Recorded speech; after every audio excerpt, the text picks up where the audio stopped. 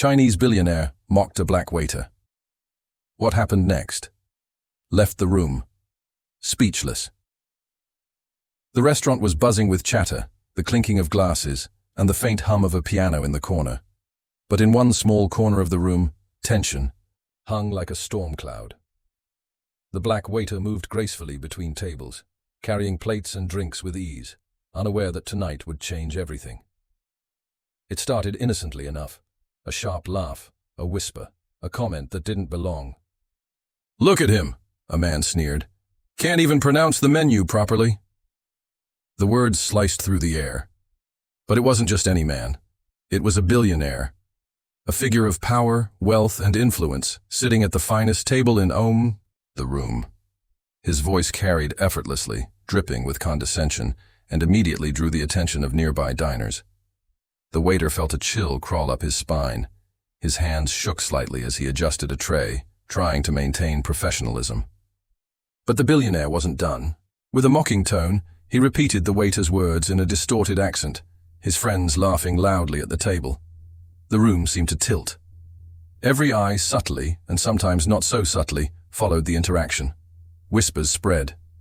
Some people laughed, some looked away, and a few stared in disbelief. In that moment, the waiter's heart pounded like a drum. He could feel the weight of the humiliation pressing down on him, the sting of racism filling the air heavier than any aroma from the kitchen. He wanted to disappear, to vanish into the shadows of the restaurant, but something inside him shifted. A quiet determination sparked, a flicker of pride that refused to be trampled. He stopped mid-step, turned toward the billionaire and opened his mouth. What came out was not what anyone expected. The words rolled off his tongue, fluent, precise, commanding, in perfect Chinese. The billionaire's laughter faltered. His friends' smiles froze. A sharp silence replaced the earlier mockery, like the room itself was holding its breath. Gasps rose from nearby tables. Cameras hidden in phones began to click. For the first time, the waiter's eyes met those of the man who had tried to humiliate him. No fear, no apology, just an undeniable presence. A quiet power in the face of cruelty. The tension thickened. The room waited. The billionaire's face twisted with shock, confusion, and something else. A flicker of respect. Maybe even fear. Nobody knew what would happen next. Would the man try to retaliate? Would the waiter stand his ground? And then he smiled. But that smile wasn't just relief. It was the start of a story no one in that restaurant would ever forget. What happened next would leave every single person in that room speechless and change the way they saw power, pride, and dignity forever. The sun rose over the quiet streets of the city, casting a warm, golden glow across the neighborhood. Birds chirped, and the aroma of fresh bread from the corner bakery mingled with the faint hum of morning traffic. In a modest apartment, Jamal and his family were starting their day like any other. Jamal, a young black man in his late 20s, moved with careful precision, pouring cereal into bowls for his younger siblings. His mother hummed softly in the kitchen, stirring a pot of oatmeal while keeping an eye on the clock.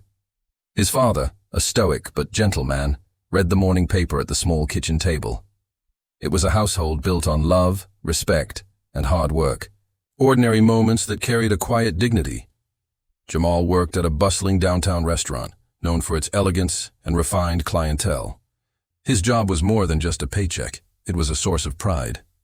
He took care of every guest with patience, a warm smile, and an attention to detail that made him stand out. Despite the long hours and occasional rude comment, he carried himself with quiet confidence. The family often joked that Jamal had a sixth sense for reading people. "You can tell a person's heart just by the way they order their coffee," his little sister teased. Jamal laughed, ruffling her hair. But beneath the laughter was a deep awareness. He had learned early that the world wasn't always fair, and that sometimes kindness alone wasn't enough to protect you. Outside, the streets were alive with the city's rhythm, but Jamal sensed subtle glances, small hesitations, and the occasional stiffening of posture when he passed certain blocks. It wasn't overt, not yet, just a whisper of the biases that lingered beneath the surface. Still, he pushed these thoughts aside as he kissed his mother goodbye and headed to work. determined to let his day be defined by his own actions, not the judgments of others. Little did he know, today would be different. Today, the subtle discomforts would escalate, turning a familiar setting into a crucible of prejudice and confrontation. The ordinary routine he and his family relied on would soon be interrupted by something harsher, something that would test not only his patience but his pride, his dignity, and the quiet strength he had cultivated all his life. As Jamal adjusted his tie in the mirror before leaving, he glanced at his reflection and smiled. There was no hint of what was coming, only the same hopeful, determined expression that greeted the morning every day. But beneath the surface, the tension was already building, like a storm waiting just beyond the horizon. Jamal's shift at the restaurant started like any other. He moved through tables with practiced ease, balancing trays and smiling at customers who offered polite greetings.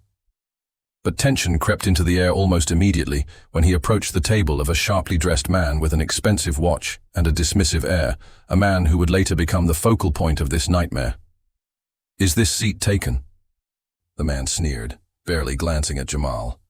"Or are you just standing there, pretending to work?" His words dripped with disdain, and the laughter from his companions only sharpened the sting. Jamal paused, steadying himself, forcing a polite smile. "I'll get your menu right away, sir," he said calmly, ignoring the jab. But the man wasn't satisfied. Every word Jamal spoke, every movement he made, was met with mockery. "Do you even understand English?" the billionaire whispered, loudly enough for nearby tables to hear. He imitated Jamal's accent, drawing laughter from his friends. Jamal felt heat rising in his chest, but he kept moving, bringing water and appetizers to other tables, trying to maintain composure. The humiliation escalated when the man snapped his fingers. "Bring my steak now!" he barked, as if Jamal were invisible, not a professional server but a cartoonish caricature of incompetence. Guests at nearby tables glanced over, some with confusion, some with subtle discomfort, but most remained silent. Jamal's hands shook slightly, and he felt the familiar knot of anxiety tighten in his stomach. It wasn't just the verbal abuse. Every subtle gesture, every cold stare, reinforced that systemic unfairness that Jamal had learned to navigate his entire life. Orders were purposely misread when the man insisted. Drinks brought late, utensils switched. All done with a smug sense of entitlement. His colleagues exchanged worried glances, knowing that speaking up could jeopardize their jobs. Then came the low point. The man leaned back, laughing, and said, "Maybe you should just go wash tables somewhere cheaper." His friends roared in approval. For a brief moment, the world seemed to close in on Jamal. He remembered his mother's words. "Hold your head high, even when others try to break you." He drew a deep breath, forcing himself to remain calm.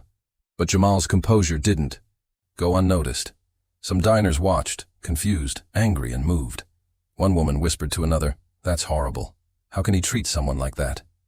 Another man muttered under his breath, clenching his fist in frustration. The seeds of empathy were planted. The audience, both in the restaurant and now watching the video, could feel the injustice.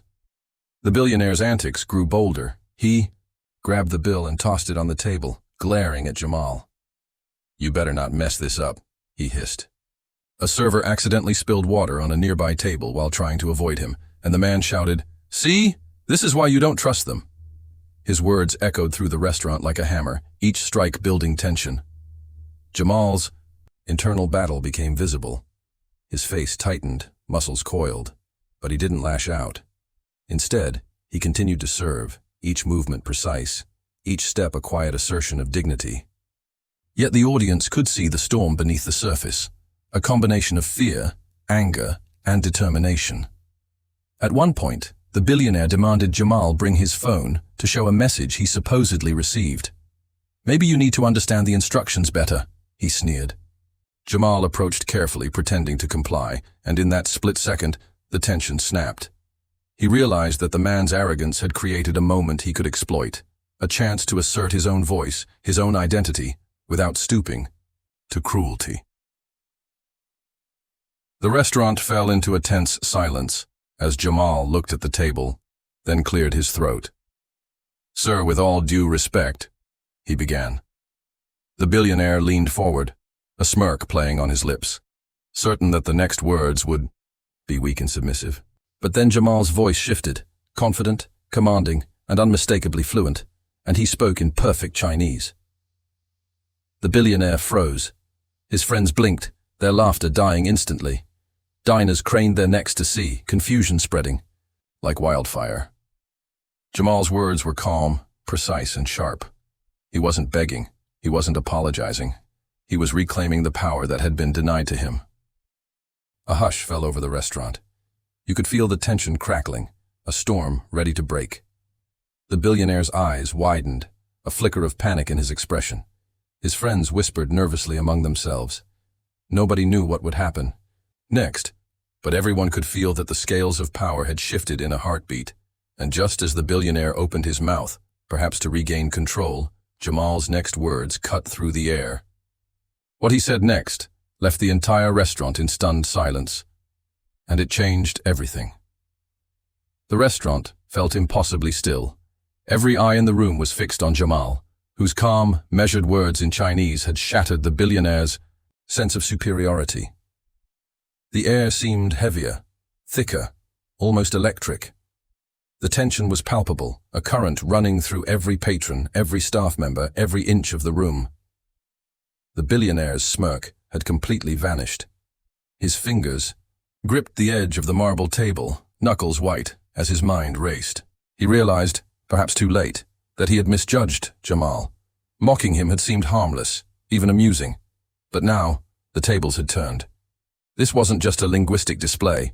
It was power, dignity, and intellect rolled into one. A silent rebuke of every insult, every sneer, every microaggression Jamal had endured. Wait. How? The billionaire stammered, his voice trembling slightly, betraying the first cracks in his armor. He looked around for support, but his friends were frozen, unsure whether to laugh, apologize, or retreat. The room's silence pressed, and like a vice, each second stretching longer than the last. Jamal didn't wait for a response. He stepped closer, voice steady, projecting authority. "Sir," he said, "I am not your entertainment. I am not here for your amusement. I am a human being, deserving of respect, and your behavior reflects only your character, not mine."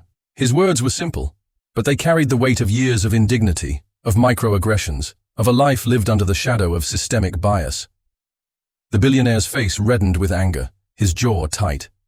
He opened his mouth, likely to unleash another insult. But before he could speak, Jamal's phone buzzed in his pocket. Without breaking eye contact, he pulled it out and displayed a live recording of the earlier mockery. The laughter, the verbal jabs, the overt humiliation, captured in crystal-clear detail. A collective gasp swept through the room. Patrons leaned forward, some pulling out their own phones to record, others murmuring quietly among themselves. The proof was undeniable. The billionaire had no escape. His friends began whispering, panic in their voices, realizing this incident had been recorded in full. "You see, sir," Jamal continued, his voice calm but forceful, "your actions have consequences. Mockery and prejudice may have been your shield, but they are not without accountability." The billionaire's face twisted in fury. He slammed his hand on the table, rattling glasses. "Do you know who I am?" he demanded, voice loud enough to make heads turn. Jamal held up a hand. "I know exactly who you are," he interrupted. "And that makes your actions even more disappointing. Power does not give you the right to demean others. Wealth does not excuse cruelty." The tension in the room was now unbearable. Patrons whispered rapidly, some nodding in solidarity with Jamal, others looking at the billionaire with dawning realization. The staff, emboldened by Jamal's courage, began to murmur their own experiences. The small slights, the disrespect, the moments that usually went unnoticed. The billionaire's composure cracked completely. Sweat formed at his temples, and, for the first time, he looked small, human, and fallible. A manager, previously hesitant, stepped forward and calmly stated that the restaurant would not tolerate such behavior, requesting that the man leave immediately. Cameras clicked, phones recorded. Social media was about to ignite. As the billionaire rose to leave, red-faced and muttering threats, Jamal's eyes followed him. There was no triumph in his gaze, only the quiet assertion of dignity. Yet even as the man departed, a subtle, uneasy silence settled over the restaurant. People were relieved, But the story was far from over. Jamal returned to the kitchen briefly, where his colleagues silently applauded, tears glistening in some eyes. Yet he couldn't shake the unease. The world outside would hear this story. The backlash, the power dynamics, the potential consequences. Everything was on the horizon, waiting to unfold. And then, just as Jamal was wiping his hands, his phone buzzed again. A notification, a viral post. Video footage of the confrontation had already been shared. Millions were watching. Comments poured in, some supportive, some critical, some threatening. The storm of public opinion was gathering strength. Jamal's heart pounded. He had won this battle. But the war, the larger societal reckoning, was only beginning. He looked out the window at the city beyond, lights flickering as evening fell. His phone buzzed again. This time, it wasn't a notification from social media. It was a private message from someone in an unexpected position of influence. The message read, "We need to talk. There's more at stake than you realize." Jamal's eyes widened. The room seemed to spin slightly as he stared at the text. The story wasn't over. In fact, it was about to get much bigger, far beyond the walls of the restaurant. What awaited Jamal next would challenge everything he believed about justice, courage, and the power of speaking out, and it was coming faster than anyone could have imagined. The days following the confrontation at the restaurant were surreal for Jamal. The video of him standing his ground, speaking in Chinese, and exposing the billionaire's cruel mockery, went viral almost instantly. Notifications flooded his phone, messages of support from strangers around the world, journalists requesting interviews, and social media users praising his courage. People were sharing their own stories of discrimination, finding in Jamal a symbol of dignity and resilience.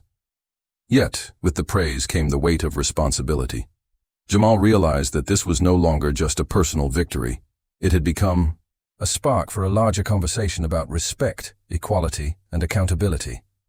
The restaurant itself received both praise and criticism. Praise for supporting Jamal, and criticism from those uncomfortable with the public exposure of privilege and prejudice. The staff, emboldened by his bravery, began speaking up about their own experiences of harassment and bias, and management implemented stricter policies to ensure fairness and protection for all employees. The billionaire, meanwhile, faced consequences that extended far beyond the restaurant.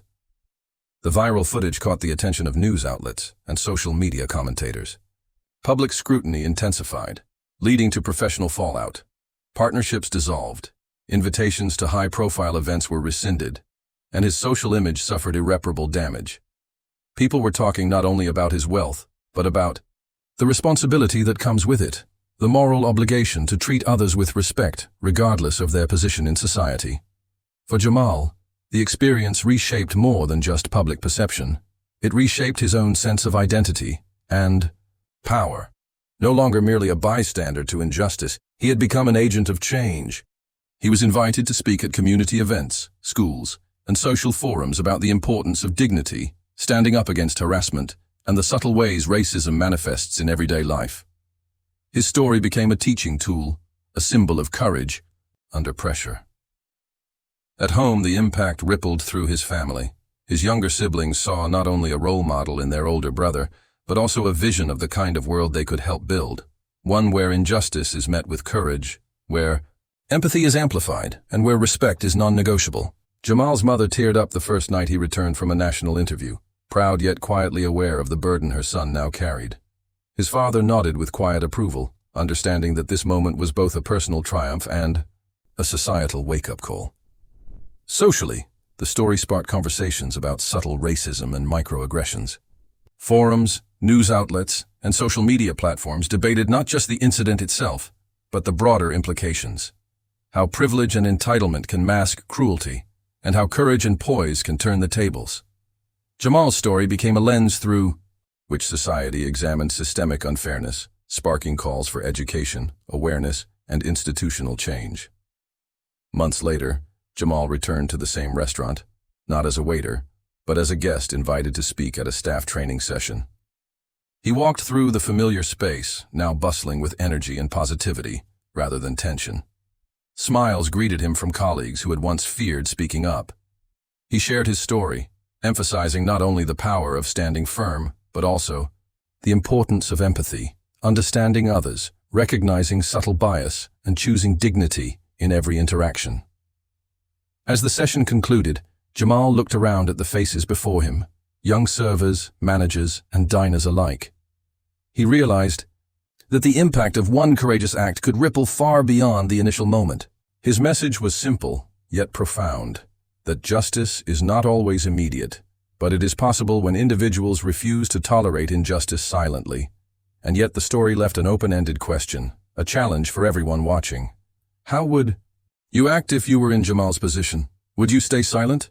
Or would you find the courage to confront injustice, even when the stakes are high?